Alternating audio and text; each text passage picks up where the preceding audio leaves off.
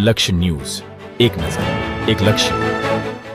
સરકારી હોસ્પિટલ ખાતે જૈન સમાજ ધાંગ્રધા બ્લડ ડોનેટના ગ્રુપના સહયોગથી બ્લડ કેમ્પનું આયોજન કરવામાં આવ્યું. જૈન જાગૃતિ સેન્ટ્રલ બોર્ડ મુંબઈની શરૂઆત વર્ષ 1975માં થઈ હતી. ત્યારે સંસ્થાના સ્વર્ણ જયંતિ વર્ષની ઉજવણીના ઉપલક્ષમાં જૈન જાગૃતિ ફિઝિયોથેરાપી સેન્ટર અને Jain Jagruti ladies wing Dhrangadhra blood donate group સંયુક્ત ઉપક્રમે સરકારી હોસ્પિટલ ખાતે થેલેસેમિયાગ્રસ્ત દર્દીઓના લાભાર્થે રક્તદાન કેમ્પનું આયોજન કરવામાં આવ્યું હતું, જેમાં મોટી સંખ્યામાં લોકોએ 30થી વધુ બોટલ સ્વૈચ્છિક રક્તદાન કર્યું હતું.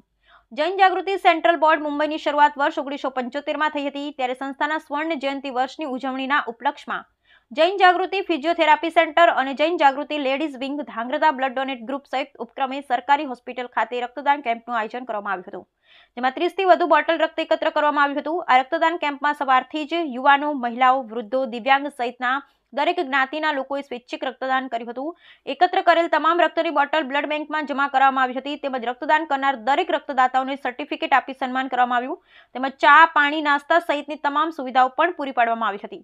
થેલેસેમિયા દર્દીઓને નિયમિત પડતી રક્તની જરૂરિયાતને ધ્યાને લઈ આ રક્તદાન કેમ્પ યોજાયો હતો, જેમાં ધાંગ્રધા બ્લડ ડોનેટ ગ્રુપ છેલ્લા 4 વર્ષથી ધાંગ્રધા સહિત અલગ શહેરોમાં રક્તદાન કરનાર રક્તદાતાઓએ પણ રક્તદાન કરી અન્ય લોકોને રક્તદાન કરવાની અપીલ કરી હતી. તેમાં ધાંગ્રધા બ્લડ ડોનેટ ગ્રુપના યુવાન સલીમભાઈ ઘાંચી દ્વારા પણ રક્તદાન કેમ્પમાં રક્તદાન કરનાર દરેક લોકોનો આભાર વ્યક્ત કર્યો હતો.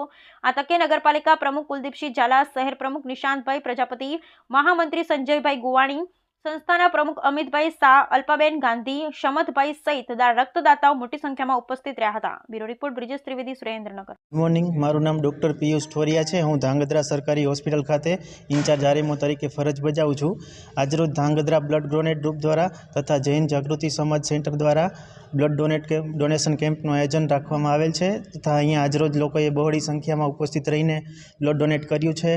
અને મારી અપીલ છે લોકોને કે જે થેલેસેમિયાવાળા બાળકો હોય છે, પ્રસૂતિવાળા દર્દીઓ હોય છે, એમને બ્લડની જરૂર પડતી હોય છે, તો લોકો જાગૃત થઈને પોતાને અનુકૂળ આવે એ રીતે 3 મહિને સ્વેચ્છાએ બ્લડ ડોનેટ કરી શકે છે. અને મારી અપીલ છે કે વધુમાં વધુ લોકો જાગૃત થાય બ્લડ ડોનેટ કરવા માટે. આભાર.